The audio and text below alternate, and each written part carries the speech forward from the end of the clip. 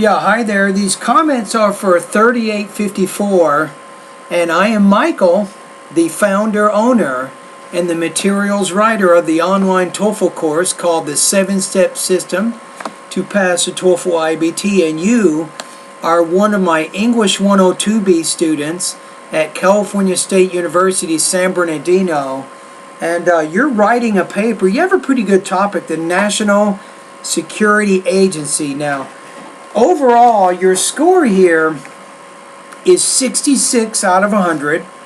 So first of all, your paper is just not long enough. So the assignment was to write 6 to 7 pages, and basically you wrote 5 pages, and then you have a little bit more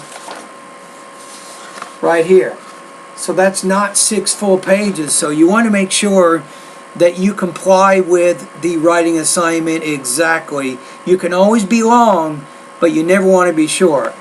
Now the question is, well, how can you develop the paper further? What could you do to expand what you already have?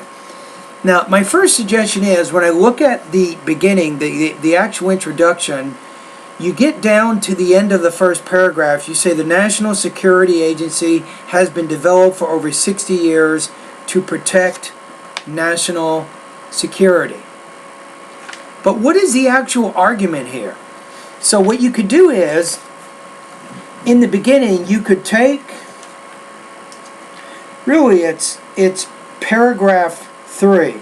You can talk about how the NSA collected billions of U.S. record phone calls, and look at that specific incident. You can use that in the introduction as your hook in your background information. You can say, recently, Edward Snowden exposed that the NSA had collected all kinds of data on private citizens here in the U.S. So you can explain that a little bit. Then you can say, is the NSA violating American citizens' constitutional rights according to the Bill of Rights and according to the amendment of the right to privacy?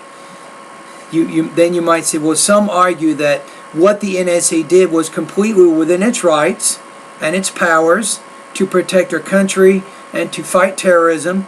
Then you can say, on the other hand, other people disagree and say that the NSA overstepped its authority and violated the constitutional rights of American citizens, of millions of American citizens. Now, if you frame it like that, then the next 4 paragraphs, and keep in mind that you only have right now, let me take a look. You have only 8 paragraphs, so when you get to paragraph 3, let me write this down. I can kind of follow what I'm doing. So I'm giving you an idea how you can expand the ideas. So in paragraphs 3, 4, 5, and 6, what you can do here, you can talk about how some people believe that what the NSA's collection of all this data is a violation of American citizens' constitutional rights. You can develop that in paragraphs 3, 4, 5, and 6. And then when you get to 7, 8, 9, and 10, you can talk about how others disagree and say that the NSA was completely within its power to get that data to protect citizens and to fight terrorism. So then, now you have at least 10 paragraphs. Then when you get to maybe paragraphs 11 and 12, that's when you can include some analysis of the points that you've already made. So your paper kind of went all over the place. It wasn't as focused as it could be.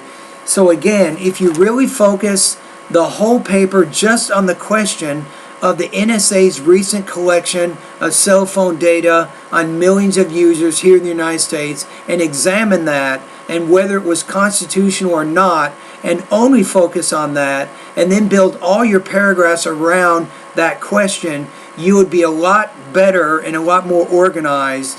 I think your paper would do better. So overall, in terms of your ideas, you didn't really have a good, clear thesis which framed your debates. You lost points there. When it gets to critically analyzing or synthesizing those ideas with your own ideas, I'm going to say you didn't do a great job with that either, and you also need to improve your organization. You want to create more of a debate and you want to be explaining the arguments on both sides, so you definitely can do better in how you organize this particular paper.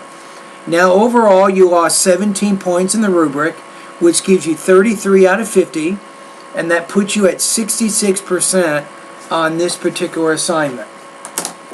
Alrighty, anyway, thank you very much, and happy holidays.